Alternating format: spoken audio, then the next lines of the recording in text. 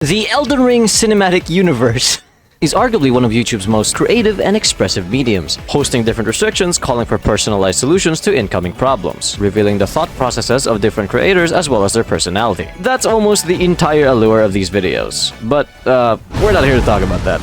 Challenge runs have been shipped out since around the first month of release, and continuously so after that. But since then, we've had about 10 whole patches, so I've been interested in seeing what changes have been brought to the older challenge runs. Are they easier? Are they harder? While also tackling how you can possibly do them yourself. A good place to start is to just see the single most viewed challenge runs, asking which singular video had the most impact.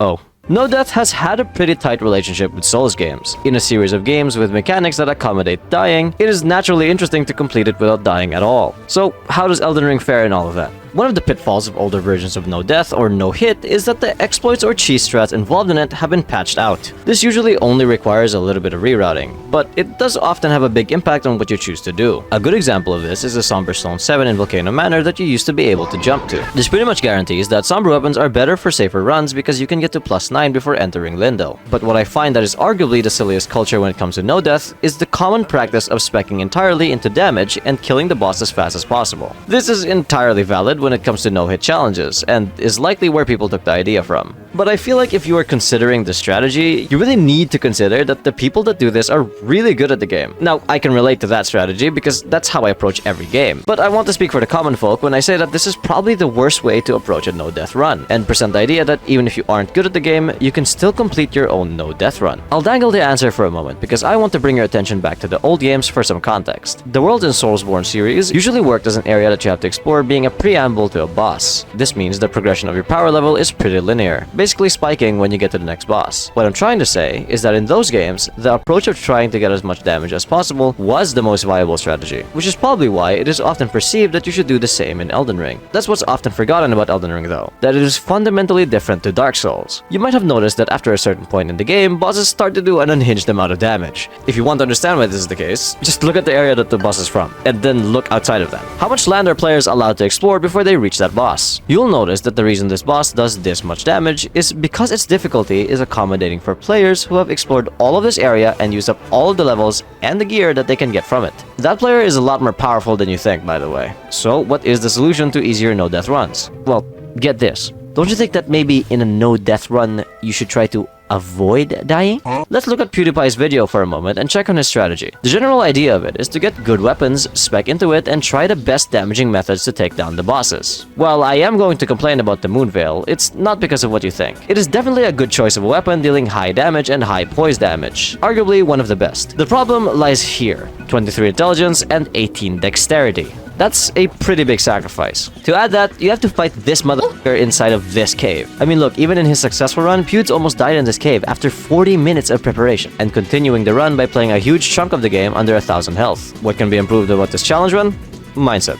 It sounds fucking stupid, but bear with me here. Let's say, hypothetically, you're not good at Elden Ring. What do you think would give you a better chance of improving? Dying in about 1 or 2 hits, but you're killing the boss fast, which basically stops it from doing the attacks that you need to learn? Or getting hit without dying immediately, which means slowly chipping away at your health until you learn how to make it to the end? Because the second is possible, and it's a lot easier than you think. If you're already aware of where to get these items, then here's the build. It's a very simple concept actually. Stack resistance and health. It's something that you could even do in any run, not just this one. Armor is the simplest way to do it, but also the most expensive, as stronger armor is heavier. But there are talismans that you can hunt for that give you between 10 to 20% resistance. Please do not sleep on the Dragon Crest talisman. That's 10% all physical resistance for 0.8 weight. That's worth 2 Bullgoat gauntlets for 4% of the weight. But what's arguably the most important is the Opaline Hard Tier and the Boiled Crab, my favorite consumable duo in the game. You can get the Opaline Hard Tier from the Putrid Avatar in Dragon Barrow. That's on the way to Grail. This boss is going to one-shot you until you're just about level of Leyndell. But what I recommend you do is to spend your practice time on learning how to no-hit this boss, because it only has about 5 well-telegraphed attacks. And the reward is 15% defense for 3 minutes anytime you want for the entire game. And also more runes than Grail. It's a good way to start your run since it's really easy to get to, and dying only loses you about 5 minutes. I recommend you first get the Morning Star from the Weeping Peninsula since you were going to use the Bleed on Grail anyway. It's a hammer, meaning the charge attacks are going to do good poise damage against the tree. The Boiled Crab is a lot easier to get.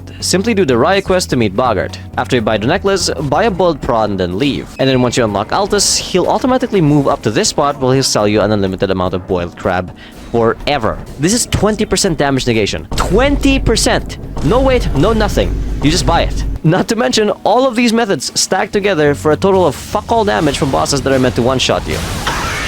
But of course, defense doesn't matter if you don't have the health to cushion the damage with. This is why, please God, level your fucking Vigor. As defense struggles with weight, Vigor plays tug of war with your weapon stats. But I'll let you in on a little secret. Come here for a sec.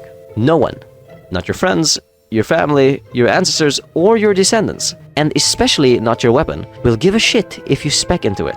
I'm completely serious. Wanna deal damage? Upgrade your weapon. Those 3 extra points of dexterity won't do shit. As long as you have the stats to use your weapon, you're done. That's it. Of course, the rules change once you're in the late game, but before that, please, for the love of God, level your fucking Vigor. But here's another thing. You know what doesn't impede on your other resources? Your fucking healing flasks. Do you really expect to do any sort of sustain when you're healing with the capacity of a fucking iPhone battery? This man is not surviving the first phase. Level your fucking potions, please. Here's a map of all of the upgrades. It's in the description too. You can get 12 flasks at plus 10 before fighting a single boss. It will help you, I swear. Another big part of No Death is weapon choice. There are a lot of considerations that affect the rest of your gear and levels. And the best advice I can give here is prioritizing your damage potential in the midst of defensive investment. An example is the weapon that I practice with, the Meteoric Ore Blade. At 7.5 weight and only about 20 or so levels depending on the class you start with, the Meteoric Ore Blade hosts 163 to 165 motion value on its charge attack, and it's actually quite quick. This also does 33 poise damage. On top of that, it inflicts bleed and deals slashing damage, which many main bosses are weaker to. A weapon like this is low investment, but has a high damage potential with many strengths that benefit the run. Considerations like this can make the difference in difficulty. You can't just go big damage equals better weapon because you'll end up with this. In summary, giving yourself a better chance of survival is surprisingly more effective when trying not to die. Just please stop blatantly ignoring defensive capability. Invest in defense, level Vigor, and please upgrade your flasks. I don't know if you remember, but there was that one era in FromSoft YouTube where someone would post a Dragon Incantations video and somehow get 1 million views despite how many Dragon Incantation videos have been made beforehand. I think that goes to show that Dragon Incantations are the most relevant school of incantation, and that's why we're covering it today. So, what has changed? What has improved? Is it still strong? Oh my god! Yes. Dragon Incantations still slap. The only in-game change is that they included a new talisman that should have worked since the beginning. And despite it being still not affected by speed increases, the damage is still quite crazy. What makes Dragon Incantations so strong is just how many buffs are applicable. Take Fire Breath, a Dragon Incantation that deals fire damage. This spell is buffed by the Roar Medallion, Flock's Talismans, Fire Scorpion Charm, Ritual Sword Talisman, Flame Shroud and Crack Tear, Golden Vow, Flame Grant Me Strength, Dragon Communion Seal, and the Jellyfish Shield. Those buffs apply to every hit, by the way. And that's just one spell. Take for example Rot Breath, which not only applies Scarlet Rot, but can also do a shit ton of physical damage, which means it can be buffed with most of the same stuff, and with all of this together, the Scarlet Rot will look like a bonus, rather than the selling point. And if you really want to push it to the edge, you can even use the Glintstone Breath, and have all of the above buffs, and add Terra Magica to it.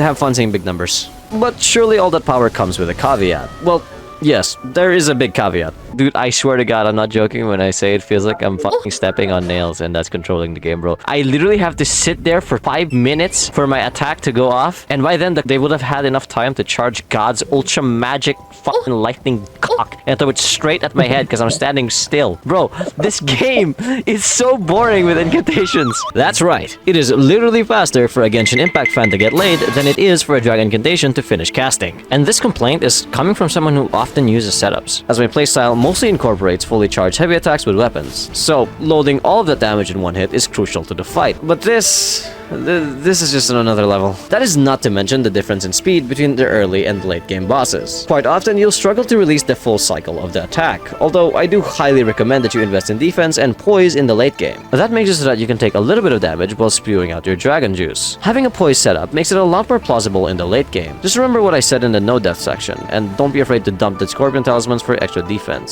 Overall, Dragon Incantations improved as our knowledge of buffing and setups improved. With only one direct buff, it still stands as one of the highest damaging methods in the game. However, you do have to play with an incredibly scuffed moveset that locks you in place longer than the time that it takes for me to make a video. But if you want to see funny numbers with a micromanaging challenge, try Dragon Incantations. It will be fun.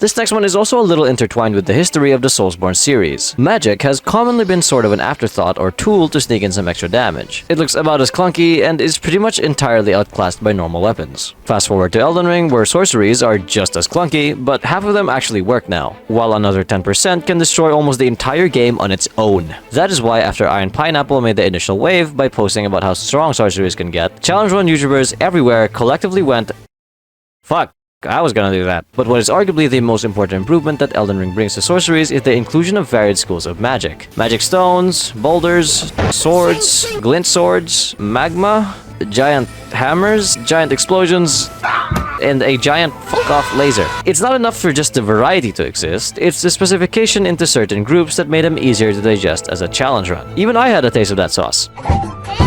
It was in this direction that YouTubers ran in to make challenges. In the spirit of the video format, there are certain strengths and weaknesses that different schools of magic contain. Gravity Sorcery dealt physical and poise damage but was very slow. Primeval Sorceries had high requirements and high mana costs. Some had really unique movesets. Crystalline Sorceries were bad, Magma Sorceries were bad, Karen Sorcery is fucking broken, the list goes on. The differences in the same combat type were great for content because they continue the trend of showcasing unique problems met with unique solutions. However, what is most unique about these videos is the fact that sorcery is fucking overpowered across the board. Watch any of these videos and you'll see that these YouTubers pull consistent high numbers on what is supposedly a challenge. It's magic, honestly. The idea of it is endearing, as it changes the concept of a challenge run from prolonged suffering to thriving even if you're being held back by a handicap. I just find that cool, don't mind me. So what's changed about sorcery? Game-wise, there have been some adjustments that buff or nerf certain spells. Aside from that, the biggest change is the community-wide increase of knowledge. What strategies work, which buffs are available, and which staffs are the best for certain spells. And alas, the power of sorceries continue to get stronger. To prove this point, for this challenge run, I will only be using one singular spell for the entire game. That's the only rule. I can only fight with this spell, buffs and all. The spell that I'll be using for this run is quite close to the spawn point, though unlocking it without killing a boss requires a journey to Liurnia. The Carrion Slicer spell is probably the strongest spell in the game. Its biggest advantage is its incredibly fast wind-up, attack, and chain cast. The speed of this thing is no joke, and as if that wasn't powerful enough, they gave it a times 1.8 magic damage at just 4 FP. Just to put into scale how powerful that is, at a base of 200 sorcery scaling, that's 9,000 damage per 1000 FP. A fully charged Cannon of Haima only does 1,300 on that scale. This spell is no fucking joke. But before I get to demonstrating the strength of the spell, I want to go and explain my build. My attacking staff in the early game is the Meteorite Staff, and then I moved on to Azure Staff once I had enough upgrades. The extra FP cost here is actually rounded down, so the Carrion Slicer will still cost 4 FP for the extra speed. My offhand is the Carrion Glintstone Staff for the extra 15%. Some people may use the Jellyfish Shield here, but I prefer the comfort of an unconditional buff. I use the Golden Vow Ash of War so that I don't have to get the 25 Faith to get the buff. And the most important talisman that I have is the Radagon icon. Combined with the Azure Staff, you max out your virtual dexterity, dishing out 3 whole attacks without any sort of punishment. Aside from that, I simply used the Mass Talismans and the Ritual Sword for damage. I also intended to use the Magic Scorpion, but couldn't get the Gideon quest to progress. You need to talk to Gideon to talk to Nefeli so that you can progress the Celavis quest, but for some reason, he just never appeared on the round table. I even went back to Stormvale, the village of the Albinorex, but I just can't seem to get him to appear. This led to me having to do with both Mass Talismans instead. It's only 8% less damage, so it's not that bad. My physic was of course the Magic Shrouding Crack tier and the Intelligence Knot tier. I was mostly on 52 Intelligence, which means I had 62 with the physic. With all that said, here's what a mid-investment Carrion Slicer build looks like. Keep in mind, this isn't peak performance. I could still have used Terra Magica and other silly stuff to make it even stronger. Isn't the fact that that's the case kind of terrifying though? Sorceries are super strong. All in all, I think it's safe to say that this is the most fun challenge out of all the 3 that I covered today, though I do want to cover more. But that's a little bit difficult as of now, as when you search on YouTube, you eventually get cut off by unrelated recommendations. One of the worst features of the website. But whatever, if you want me to cover another challenge run including the history of its making and all the other nerd shit in between, then let me know in the comments. I usually prefer ones that had an impact on the community. I couldn't cover everything in this video of course, so I'd like to know what you want to see me cover next. As always, thanks for watching. I really enjoyed making this one, and I really appreciate it if you watch it all the way through.